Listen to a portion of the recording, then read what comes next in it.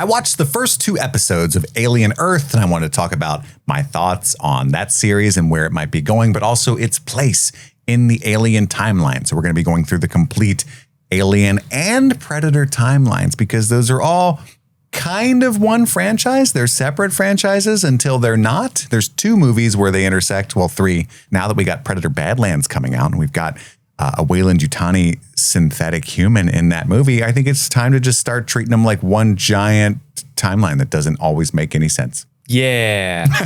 If you want to hear our thoughts in long form, just talking, yapping away about the entirety of the first 2 episodes of Alien Earth, you can check out our podcast streaming things. But here I'm just going to do a quick review and talk about where it fits in this nonsensical timeline.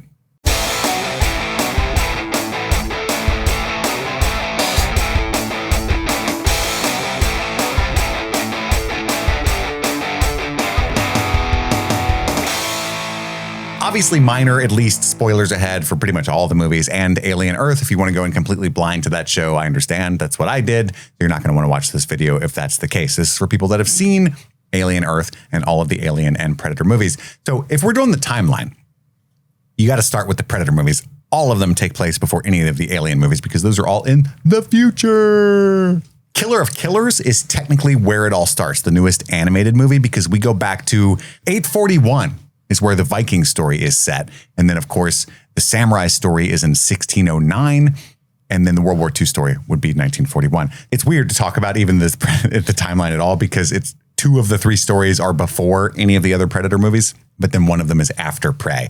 But you would want to watch Prey first for a reason I won't spoil.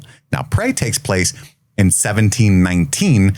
So it's mostly after Killer of Killers, but again, it ties in a neat way. And then we get that gun from Predator 2 pop up, which was, I think, 1715 was the date on the gun, if you watch the end of Predator 2. Now, the other Predator movies mostly take place in the years they were released. So the first Predator is 1987. Predator 2 takes place in 1997, even though it came out in 1990. So they try to make sure you're paying attention there for a second. And again, Predator 2 marks the first time that the 2 universes intersected because there's that xenomorph skull in the Yautja spaceship at the end. Now, the AVP movies take place in 2004 and 2007, respectively. And this is where things get muddy.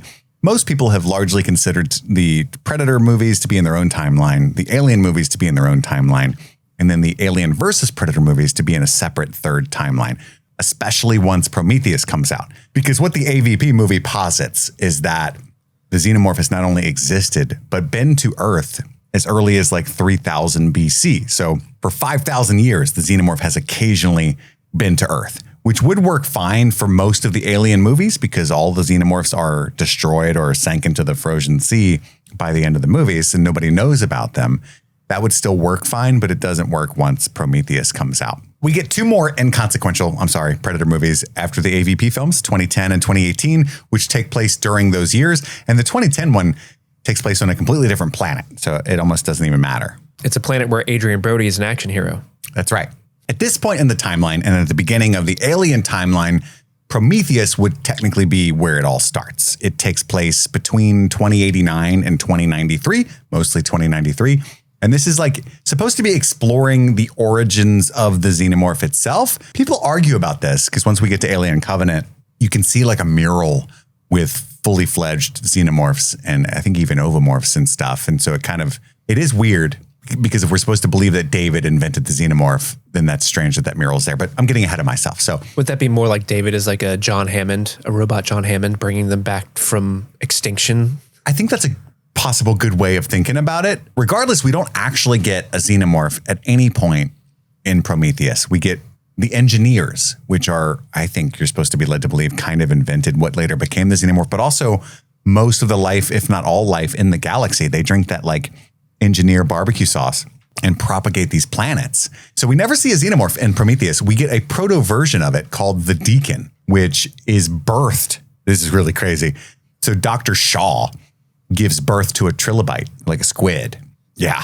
And then that squid impregnates an engineer who then gives birth to what we call the Deacon, which sort of looks like a little cute baby xenomorph. He's like, meh. Alien Covenant takes place in 2104, which is 16 years before Alien Earth. And this is a movie about people from Earth attempting to colonize a completely different planet, but then their ship is damaged en route in space. And Captain Dr. Manhattan decides that there's a different nearby planet that would be safer and even better to explore. It's even more habitable.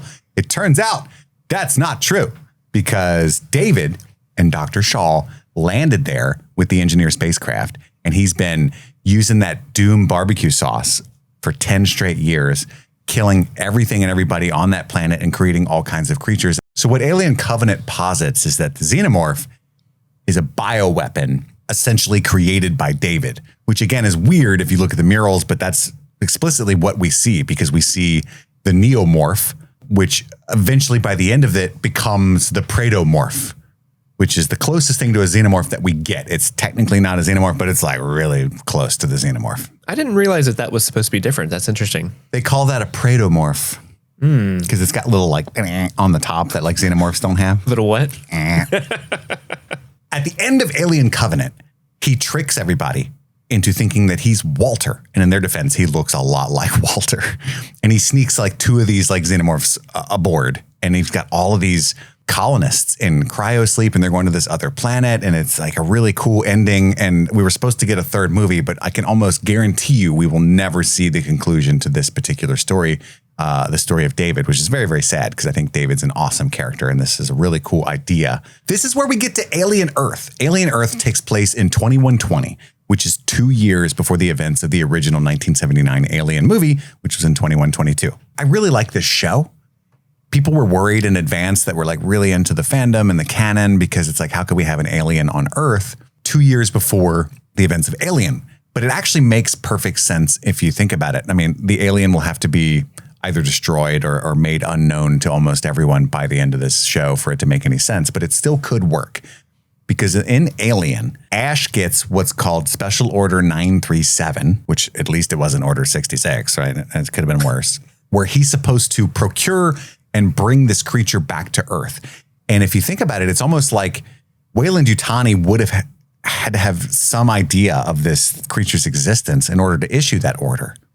And so it at least it fits in retrospect, right? Like that whatever happens in this show to this creature, which is all about this Weyland-Yutani research ship from deep space crash landing into Prodigy City.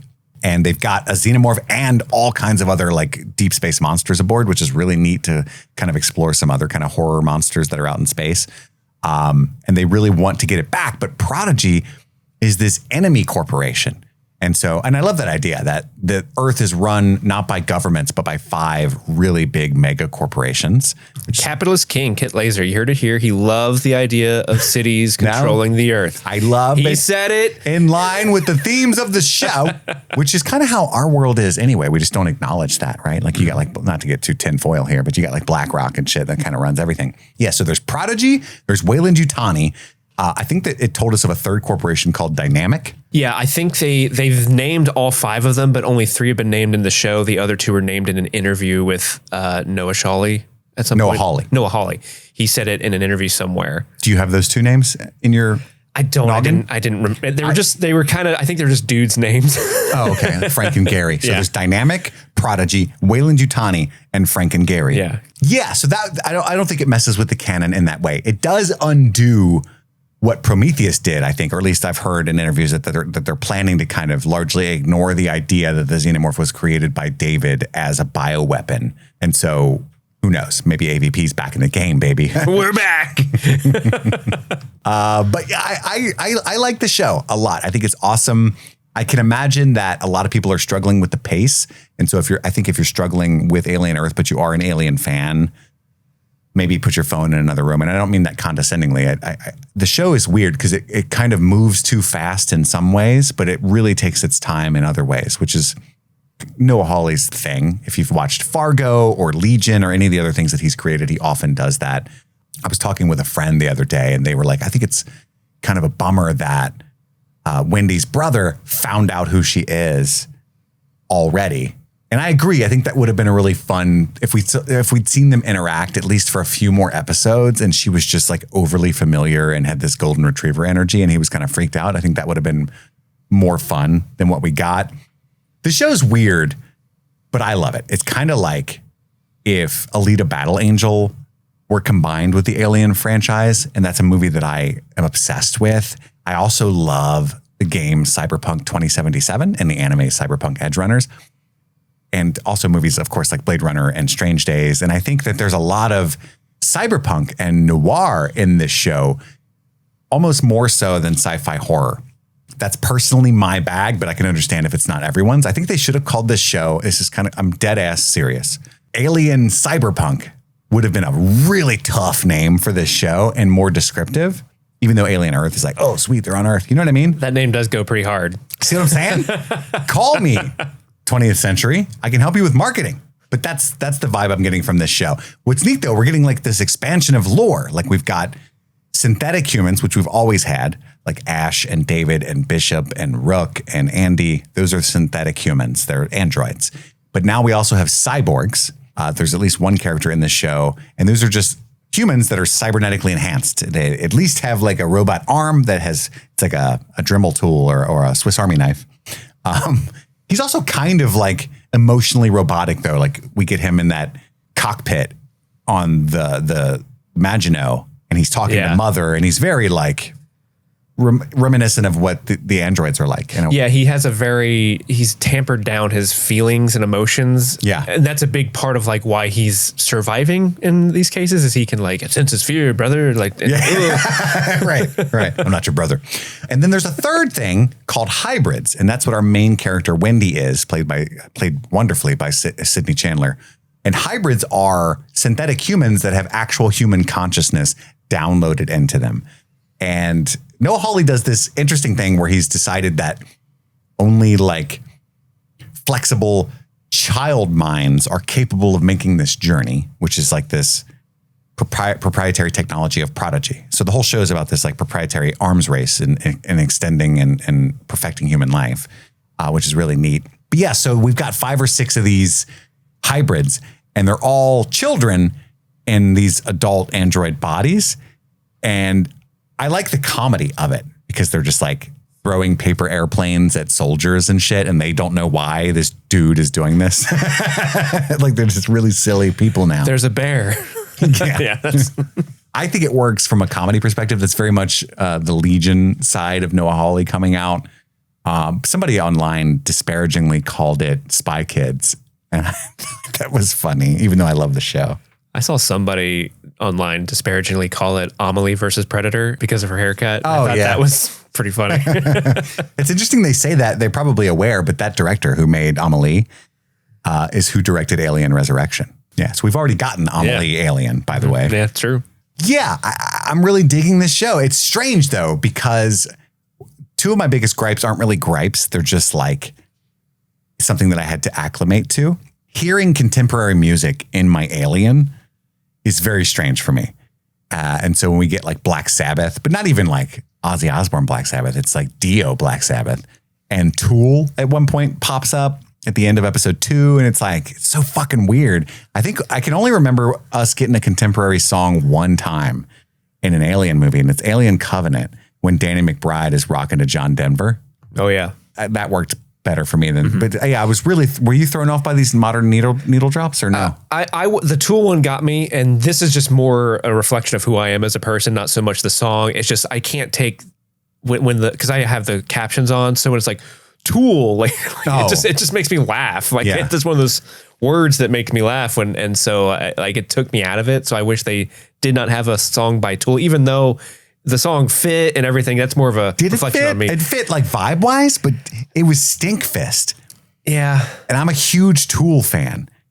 But if you don't know what Stinkfist is about, like there's 2 levels to it. I don't know what Stinkfist is about. Okay, so it sounds like what you would call Sasquatch if you like put him into captivity. It's exactly what you think it's about if you think about it for more than a second. It's about like on a deeper level, like desensitization and needing to go further and further to feel anything, and how we're all, overstimulated and desensitized. But in order to say that, what he's talking about is it's exactly what it sounds like, and it's called Stink Fist, you know. Yeah. And eventually, by the end of the song, is elbow deep past the borderline. So yeah, throwing that song in, I was like, So that's one thing, and then also the fact that we get Ice Age continental drift. That's the most terrifying part about this dystopia, is that they're still watching Ice Age continental drift 100 years from now. That classic film. I was talking to another friend about the show and talking about my issues with the music in the Ice Age. And he was like, well, we've never really seen much of Earth around this time. So it makes sense that maybe we'd get some more, you know, pop culture throwbacks than we would typically get, because now we're on Earth and people are still kind of entrenched in that stuff. And that's totally fair. It just, again, it wasn't even a gripe so much as something I had to acclimate to. Mm-hmm. I think the dialogue in this show is incredible. A lot of the stuff we get between like the psychologist, I forget her name, and Boy Cavalier, their dialogue is awesome. She tells him at one point, hey, you're in danger of merely creating consumers that are immortal. And I think you're on the cusp of something even greater. And he says something flippant, as he always does. And she says, you're talking about achievements. It's about becoming. And, you know, it's just really cool dialogue that I think, you know, this show's really trying to explore the human condition and what it means to be human. And it's really funny because Noah Hawley's like, if we're going to distance ourselves from anything, it's those prequels because people don't like them. But what's funny to me watching the show, thematically and tonally, this show is closer to Prometheus and Alien Covenant by a mile than it is anything else in the Alien franchise. And that made me chuckle. I absolutely agree. 100%. Yeah. I think it was like maybe a half hour into the first episode. I'm like, oh, yeah, they're just doing that stuff. Okay, cool. Whatever. And you don't really like the prequels. So how are you enjoying the show? I am enjoying the show. I'm in a weird state where I'm like, for everything I like about the show, there's a thing where I'm like, why are you making it weird, man? Like, just do that. But I'm enjoying it so far because it does have great dialogue. The characters are interesting. I think the show looks amazing. The set design is incredible. It's clearly a very expensive show. Oh, yeah. It's come a long way since Firefly, which is what I said in my TikTok review. And everybody was like, why are you knocking Firefly? And I'm like, it's just objectively, they didn't have the technology or the budget back then. They had zero budget. Yeah. Nothing against Firefly. It just had no money. We love Firefly. Yeah, we love it here. I'm like you, where you were like, I have to get used to the needle drops and the Ice Age of it all. I have to get used to just the flow of the show, because there is merit to it. I can see, they really love the original movies because they're doing the cross dissolves, and I like the idea of how they're using it to catch up. Like in the second episode, the title sequence is just the logo being revealed, but also they're using flashes of the previous episode. It's sort of like a previously on. Yeah. And I think that's a really clever way to keep you up to date on everything. And not only that, but they did that thing on the Maginot where, you know, we get that mess hall scene that's just super supposed to be reminiscent of the Nostromo, right? In the way that movie opens, the original Alien. But since I don't know, I think it was really neat how he's like, you guys know what happens. The fucking facehugger comes out, it plants an egg, it busts through the chest, it kills everybody one by one, right? Mm-hmm. And so what he did was just kind of do these weird little flash forwards of like, you know, chaos and carnage. Yeah. I thought maybe we'll get that whole scene played out later, but I don't think we will. I think it's all we needed was those flash forwards. And right. It was kind of neat how they did that. The only thing about that whole thing, I'm sorry to cut you off, but I want to know what you think about this. The Yang character. I was just about to bring him up. Who like apparently just like jerks off when people are in cryo. He's walking around in a bathrobe the whole scene. What's his deal? Because I was talking to Jimmy and he was like, he's an android, right? And I was like, no. He's just like a weird dude who like stares at the ladies in the cryopods. I think they do it as this like red herring because that scene when they're all sitting around the dinner table and it's very evocative of the first movie. You don't get anything about Morrow that he is going to be this like villain type character, this antagonist for at least the first couple episodes. You're just focused on Tang because he's so strange. Is it Tang or Yang? Is it Yang or I don't know. Whatever the guy in the bathrobe. I don't think it's the orange flavored breakfast drink. It's a kick in the glass. but you know what I mean, right? You're immediately locked in on that guy. You're like, oh, he's a creep. He's super weird. What's his deal? He's acting like a robot. Oh shit, it's Morrow. That's the robot. Well, he's a cyborg. Well, yeah. But you know what I mean. Yeah. And then we get a flash of him being killed. Like in probably almost everybody gets a like I think he's sitting in what looks like a pilot chair or something, and he looks up like as if the alien got him from above. I think you're right. Yeah, that I needed to talk to somebody about that because I haven't been able to. I was like, what is going on here? Everything's awesome. And I think Noah Hawley has the potential to bring it all together in an interesting way that we don't see coming. Because I think Fargo, especially season 1 and season 2, some of the best TV we've ever gotten. And I like Legion. There's some really cool stuff in Legion. But my last thing I'll say that's kind of a gripe is the xenomorph doesn't behave like it should, or like we're used to. I would argue that it always has a purpose in its killing. It's always trying to propagate, and it's always very methodical in the way that it kills. And it typically will capture people and try to impregnate them as often as it will kill them. And it's kind of this stalking one by one thing. This xenomorph does it for the love of the game. We've never seen it kill 13 people in 6 seconds in a room before, like whipping its tail around. And we've seen it like 3 times in this show so far. There's like 3 different scenes where it's like, here's 6 people in a room. Oh, they're all dead. Yeah. And like, it really seems to enjoy it in a way that like Dexter Morgan is going to show up, and the xenomorph is just going to be wrapped in cellophane. And it's going to be like, the dark passenger compels me. Yeah, but then the alien's going to bust out of the saran wrap and be like, surprise, motherfucker. Well, he did bust out of Moro's sleeping bag that he put him in. He did. Honestly, I never thought the alien was acting out of the ordinary, because I always thought those drone aliens go out to just kill things, and maybe if they have a situation, they'll capture somebody to bring it to the queen or something. Mm-hmm. But they're not at that stage yet, so it's just killing like it always does. It's cornered. Yeah, it doesn't know where it's at. They crashed. Maybe the crash has freaked it out, so it's like, I gotta kill everything. I'm freaked out. We were all a little on edge after a flight. I just love the fact that a fucking spaceship slams into a city, hits a building. The building is really unstable, and they're having like a Victorian era. Well, that's the capitalism Amadeus themes, right? Party up there. Yeah. Our Amadeus party just started 12 hours ago. We have it scheduled for an entire fortnight. Cavalier would call me himself if there were an issue. Right. I don't think he would. That's what the guy said. He's like, I'm not sure about that. Nope. But you do need to leave. Pretty cool kills, though, I gotta say. Like, yeah, it's good stuff. Yeah, like, very impressive. You really are scared of the alien. There is one scene that makes me laugh. I love the practicality of having a guy in a suit. Yes. I think that's great. There's one shot that just made me laugh. It's when the brother and the 2 other Marines are kind of walking through the rubble, and the alien's behind them, and they walk away, and the guy's like, foreign agents means alien. And then they walk off frame, and then there's like, it looks like a pipe, but it's the alien. The alien goes, off frame, as if he was like, they said my name. Just like this weird little motion. It's really kind of adorable, but it's funny. I didn't notice that, but I had some criticism online I saw in my comments where people were like, it's very clearly a guy in a suit. And I'm like, I'm with you. I think that's cool. Yeah, that's part of the charm. Give me the guy in the suit. I love it. I'm also really digging Timothy Oliphant's Hirsch character. Kirsch? Is it Kirsch? I think it's Kirsch with a K. And he is a synthetic human. So he's like our resident bishop or Ash. And just the way that he treats the quote unquote kids is really funny to me, like fears for humans. You're not human, shit like that. But he sends them to do stuff that's really important. And they're like over there playing with Roblox and stuff. Yeah. But it's fun because they are kids, but they're also not, because they were put into brains that are supercomputers. So I think that any of their strange behaviors can be explained by that. And I'm really excited to see where that goes. Mm-hmm. All in all, awesome stuff. I love this franchise, but that's where it fits in the timeline. And we'll see where that goes from here. Real quick, we're not done yet. There's more stuff. After this show is where we get the original Alien movie 2 years later, where Ripley is introduced. Aliens, the second movie, takes place in 2179. This is the one where they mostly come out at night. Mostly.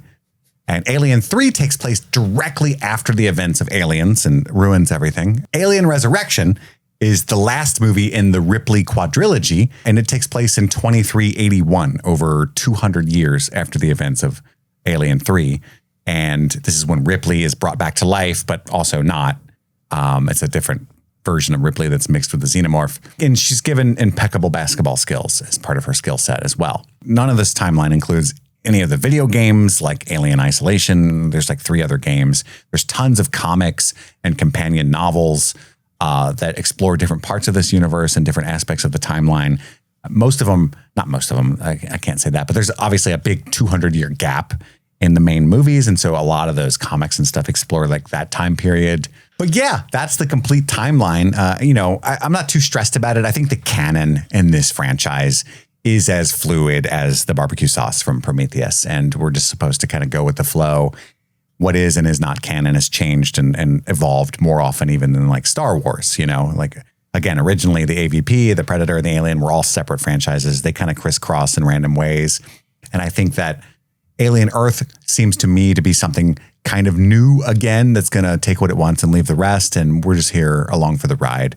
I'm happy to be in this franchise whenever I'm allowed to be. So I'm here to see what happens. And so comment down below your thoughts on Alien Earth or whatever I missed in the timeline. Thank you for watching the video. Make sure to like and subscribe. I appreciate that you were ever here at all. Check out our podcast, again, streaming things you can find wherever you find podcasts. And that's all the time we've got for right now. Be kind to each other in the comments and love what you love.